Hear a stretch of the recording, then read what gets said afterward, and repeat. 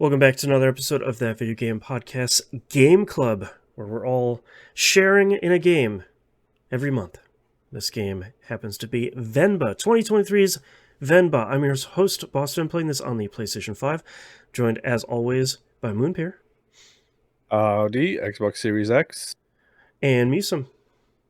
Hello, also Xbox Series X. All right, let's break down the game's details here. Released on July 21st, 2023. Published and developed by VSci Games. Platforms was everything, all the modern stuff. Time travel, Metacritic 79, OpenCritic 81. Appears for the release date. Really weird month for games. If anyone sort of wasn't paying attention to July of 2023, it was kind of a wasteland for a lot of stuff.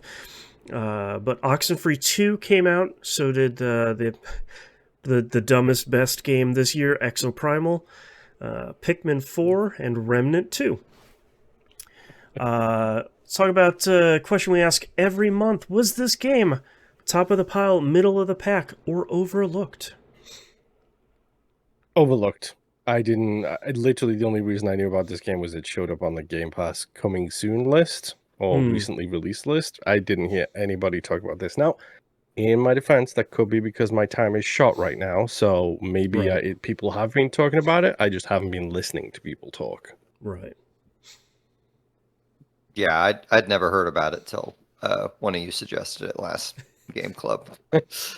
For me, it's definitely middle of the pack, because I like watching the Wholesome Games Directs, and this was pretty heavily featured on those for the last couple of years. And there was some, let's say, critical response to this game when it came out that we'll probably get to here in a minute. But I mostly heard the blowback from people saying, like, hey, if you don't have anything nice to say, don't say anything at all. Which was pretty refreshing. Let's lead right into game itself, what we liked, what we didn't like. Spoiler alert here, game's only an hour long, so go play it if you're interested in it, but we're going to talk about this story pretty openly here like usual. So who wants to start? Go ahead. All right. This one's going to be hard for me to talk about at length because it's only an hour long. I really like learning about my brain just blanked. Forget the specific area of Indian culture. I think it was Tamil. I really enjoyed that, and it did make me want to learn to cook Indian food. I did not like trying to figure out the missing steps because I could not be more in the dark about how to even start guessing at that stuff. Did you try the hint system in game? I did. That's how I beat the game. Yeah, I really liked. I could figure out through kind of trial and error. I figured out all but one of them, and I had to use the hint system, which I thought was really great, that it could sort of give you a gentle nudge. But one of them, I was just like, I need you to tell me what to do. And I was like, oh, you need to scoop the beef soup out and then put stuff in and then put it back in. I was like, okay, I would have never gotten that in my life. That's not something I would have ever tried. So I give him a lot of credit for giving you I just want the solution to this because I shouldn't have to go for a puzzle thing, because this is essentially a puzzle game. I shouldn't have to go to YouTube to be like, oh, I scooped. Okay, all right. Now I'm back into it. I like that they're just like, yeah, here you go. Just do this. So. Yeah. I really like the artwork. I just think is like the things you interact with in that game, I think could be a little bit better. Like when you know what you're doing in the cooking does feel pretty good though. I will say that. And I feel like this definitely controlled fine on a controller, but it really did, in some of these puzzles, did really feel like it's a mouse-based game. Which... Yes. it doesn't really hurt it. It's just sort of, there was some stuff where it's like, all right, I bet this would be a lot easier if I could just click and drag these things instead of using the analog stick.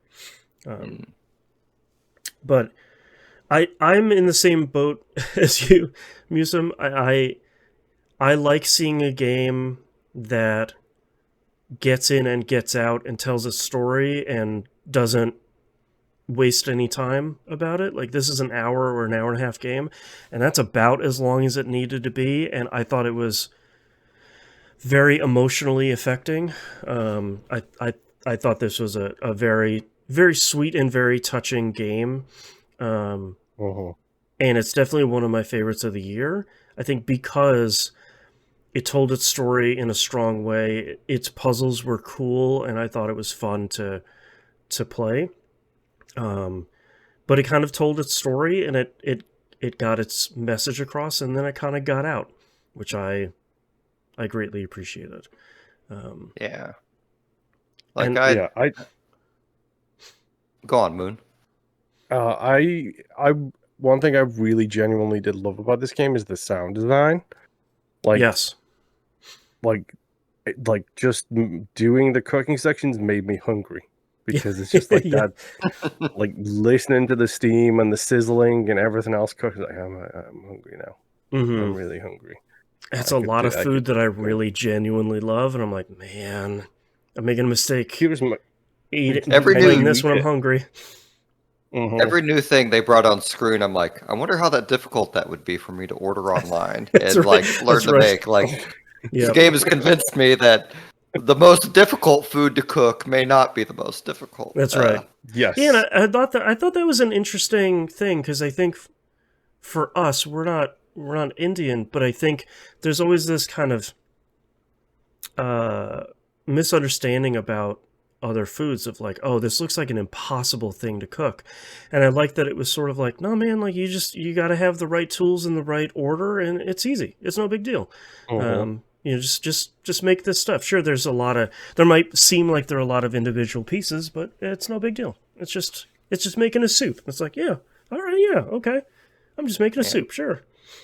So, one of the things that has always plagued my life is people who say I can't cook.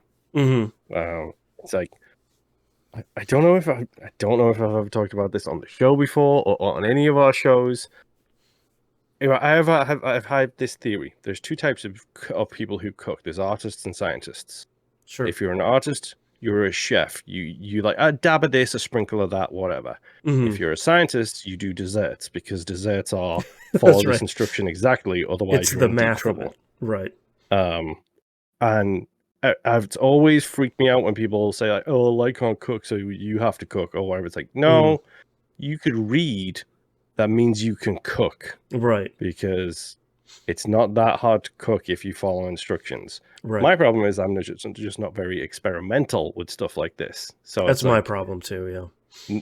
Now it's like I might have to try and like increase the experiment like rating on my kitchen skills and actually try and do some of this stuff. Right.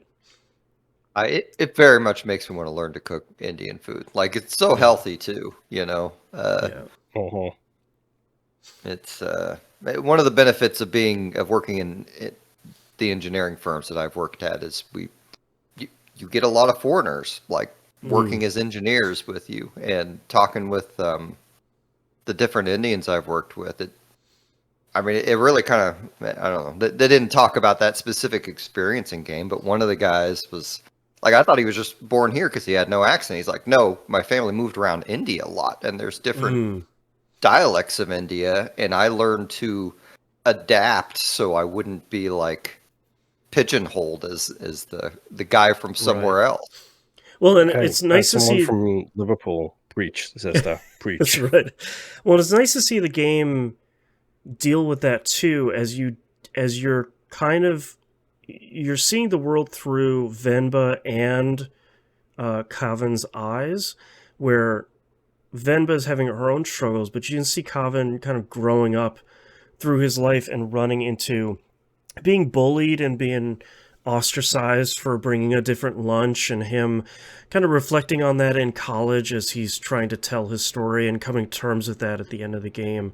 I like, and then you see the dad sort of getting attacked in the park walking home. So it's not all. I appreciate that it wasn't all the positives about family and cooking and stuff. Like that's the through line of the game, but I do appreciate that the time that this game takes place still matters too, and the location, which I don't think I was expecting this game to really touch on, and I think that helped it a lot, especially seeing the dad get attacked in the park and then coming back and writing as after he sort of patched his glasses up and kind of using that as his escape. So I thought that was a good touch. I really like the fact that they used those patched glasses on the shrine too. Yep. After the fact is a nice little touch. Yeah, and I like too that the game doesn't really go into like the hows or the whys that he passed away. It just it happened. There was a rather large time skip from was it like 2006 to 2014, something like that. There was like a 6 to 8 year jump, and I like that it was just sort of, that's like Venba talked about to Kavin when he was young and he's sick, just sort of like, at some point you gotta say goodbye. At some point people leave, and that's a part of life. And I like that the game kind of reinforced that, said like, he just had to say goodbye. Yeah. I liked that a lot. I really enjoyed how they tied the memories to Covin's memories of the food. Mm-hmm. He's trying to remember like how to make it, and he's remembering kind of what his mom was going through at the time. Yeah. Which I think they do that as well with the mom too. Like when the mom's cooking it at the start, she's trying to remember what her mom did. She was leaving India. Her mom saying like, "This might be the last time I'm cooking for you." Like, yeah, it seems. I like that the message was sort of, this seems complicated, but sometimes that matters. Like sometimes the gifts you give your loved ones matter. Yeah, and it's one of those things as well. Like we all know that like your sense of smell is one of those things that you will smell something and you will remember something from 15 years ago, and it hits you like a truck. Yeah, and you don't realize why. And it's like, it's well done research at this point. It's a really good trigger for memories. Right. And Indian food has a very distinct smell to it, and it's one of those things where it's like, yeah, every time, like, I grew up in England where there's an Indian takeaway on every single corner. It feels like it's like pub, chip shop, Indian place right next to each other. Right. And some of the smells are just insanely tempting, and I'm a giant wuss.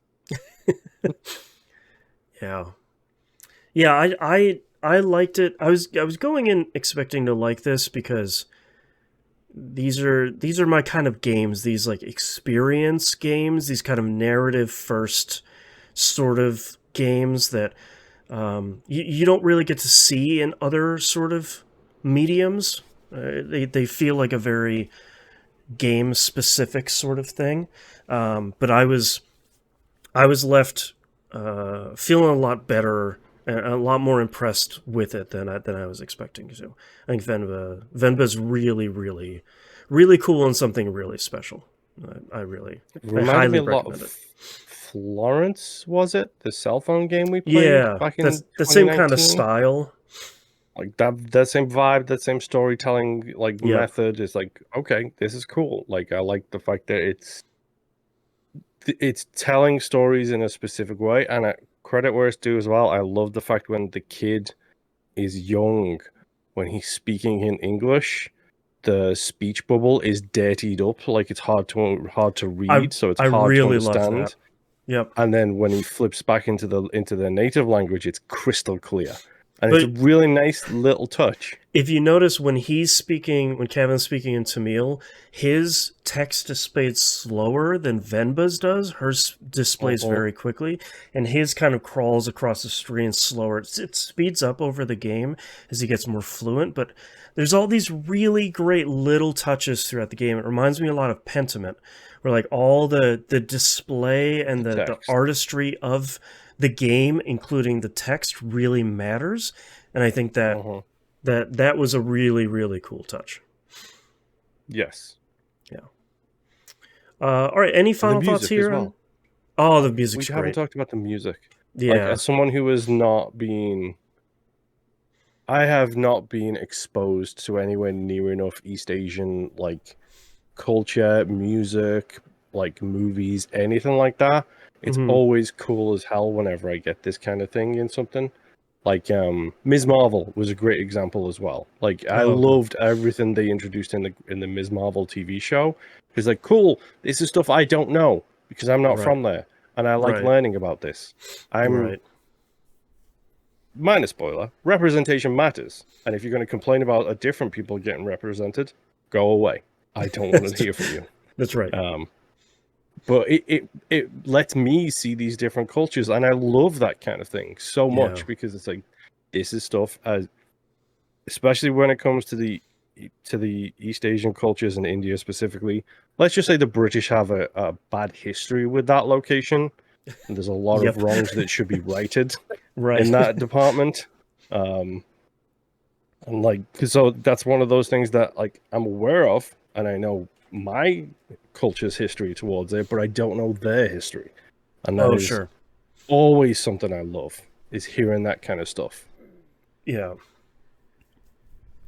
All right, any final thoughts here for... This is a short one, unfortunately, because Venba's short. But it's a short game. It's great. Short but great, like this show. It's a couple of hours tops. Go play it. Like, just go play it. And it's on Game Pass, so you got no excuse. Yep. Yeah.